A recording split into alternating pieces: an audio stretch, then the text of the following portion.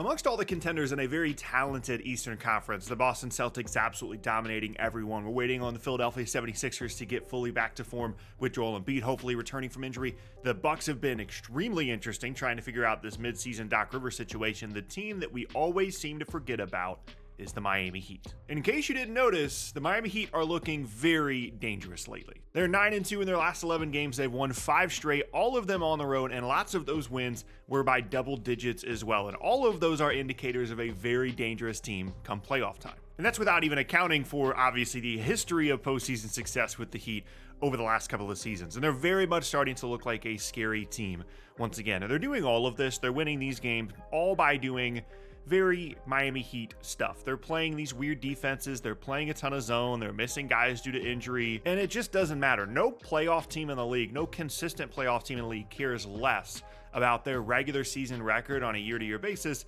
than the Miami Heat. And it works for them. They experiment all year long so that they are ready to go when the postseason rolls around. And of course, we have seen this before. Going back to last year, when you compare the numbers from this year, these are pretty similar teams, and I say that in a good way. A staple of the Miami Heat under head coach Erik Spoelstra has been them being a great defensive team. They're top 10 in the league in defensive rating once again this season. They've been better lately. Last year, they were bottom 10 in offensive rating, and that is once again the case this year. But again, I don't really worry about that with Miami. Like, I look at their regular season stuff and I think, well, they're missing their guys a ton. They're experimenting with a lot of different stuff. And I think this roster is actually better suited to be a good postseason offensive team than last year's was. Now, obviously, last year's team benefited from some three-point variance going in their direction. They made a ton of threes in the postseason last year, and that's the best way to increase your offensive efficiency is if you're a really good defensive team and then you make some threes on the offensive end. But even if that's not the case, I think this roster is just better constructed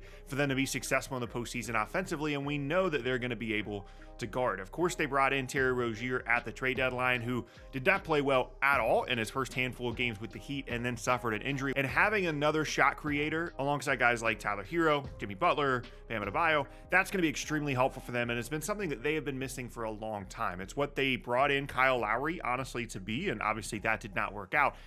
But Rozier, I think, is going to be extremely helpful in a postseason environment in which you need guys that can just kind of go get you a bucket sometimes, and Rozier is definitely one of those guys. Jaime Jaquez, of course, is well a guy that they brought in the draft who has been unbelievable all year long. Just perfect for the Heat, does everything right. Again, another not necessarily creator for them, but someone that you can give the ball to and have him do some stuff, whether it be in the post, whether it be on short rolls, guards really well, gives you good size, a really nice addition, and a really good complementary player, even in comparison to the guys that they had on that team last year. And then the other thing that I think people are kind of missing this year as well is the three guys, the three non-JB guys that really, really matter to this roster, Bam Adebayo, Tyler Hero, and Duncan Robinson.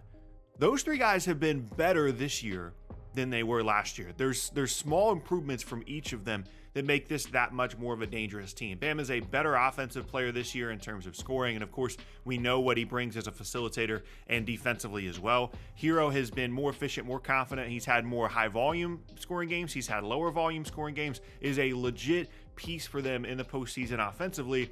And then Duncan Robinson as well. We know he's going to have hot and cold stretches. That's the case with any shooter, but I really think that there has been significant improvement from him at getting to the rim at some times this year, and then obviously continuing to be a fantastic shooter as well. And then the other piece of this is, of course, Jimmy Butler. There have been times over the last couple of seasons where he has gone into the postseason and not been healthy. I'm going to assume this year he's going to go into the postseason very, very healthy and ready to go. He's been, away from the team for various reasons, unfortunately for him. And I think that once we actually get to the games that really, really matter, we're going to have a fully locked in, fully healthy, fully energized Jimmy Butler, which is a very, very dangerous recipe for any other team. And when you combine all those pieces together from a roster perspective, this is absolutely a competitive team that I could see making a run to the conference finals or even the finals as we saw last year. And the last piece of the puzzle here for Miami is something you always have to pay attention to. They just kind of have the number of a couple of different teams in the Eastern Conference, and primarily teams that they're going to have to beat in order to make a run of the conference finals or the finals, namely the Boston Celtics, who they beat last year, who have had issues with the Heat in the past. There's something about those matchups that doesn't really matter what the seed is between those two teams. It doesn't really matter, how talented each roster is. Miami just feels like they have a mental edge over that Celtics team. And if I was a Celtics fan, amongst any other team in the conference, probably apart from maybe Milwaukee, the team that I would want to avoid the most is the Miami Heat, which obviously is a positive for the Heat. And I also would throw Milwaukee in there as well. They've had success against them in the postseason in the past as well. And I don't know if they have their number thing is as strong as it is against Boston, because there have been some series in which Milwaukee has had success against Miami, but there does feel like there's still a thing there where those two teams play each other. Milwaukee maybe starts to doubt themselves a little bit, not to mention obviously the factor of Dame wanting to go to Miami initially and then ending up in Milwaukee. And the bottom line is, for Miami, the entire year I've been kind of waiting for this kind of stretch for them where they show us and remind us, hey, we can actually make a run. We are actually a legit team. We did make the finals last year. We do have a ton of postseason success on our resume over the last couple of seasons. And we hadn't really had that stretch from them yet, but now we have finally seen it. Double-digit wins are a huge indicator of a team that is playing well. They've got some really impressive road wins in this stretch as well. And I can say with full confidence that even if the regular season record doesn't look outstanding by the end of the year, even if some of the advanced numbers don't look outstanding by the end of the year, the Miami Heat can beat any team in the conference. They absolutely can. It's going to be tougher against some matchups than others, but they can beat anybody in the East. Absolutely. We have seen it before. They just made the finals with, I would argue, a worse team and a worse roster last year.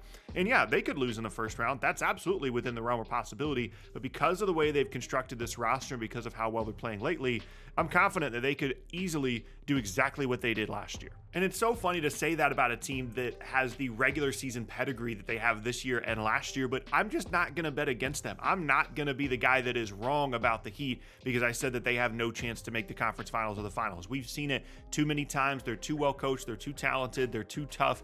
They are just an issue for so many of these still kind of younger teams in the Eastern Conference. So maybe teams that haven't quite gotten over the hump, and they're absolutely going to be a problem. I'm really interested to see as well kind of how they match up with maybe some of these other teams that they could match up with, whether it be New York or Cleveland. Those kinds of teams haven't really dealt with Miami in a postseason environment, and I'm curious how they'll react, especially the Knicks. They kind of have this toughness and this bravado with them that kind of goes along with what the Heat have, and I'd be interested to see how those two things match up. And I'm sure there are fans of teams in the Eastern Conference that are watching this video and thinking, there's no way, Tuck. We played these guys multiple times this year. We've beaten them. They're not as good against above 500 teams as you would expect. That's fine. But I can promise you, there are Bucks fans, there are Sixers fans, there are Celtics fans that if they could choose to play each other in the playoffs, they would over playing this Heat team. They absolutely would. And that to me is the definition and the mark of a team that is truly, truly dangerous in the postseason. That no matter what happens in the regular year, no matter what happens with their roster throughout the season, you still are afraid to play against them. And I would argue that apart from Boston and maybe Milwaukee at their best, the Heat are the scariest team in the Eastern Conference right now. And I wasn't really all that ready to make that assertion until this recent stretch of play, because I wasn't just going to say it just because it's the Heat. But now that I've kind of seen this and I've seen them do this, not even really fully at full strength for some of these games, I'm all in and I'm ready to see what they can do in the postseason.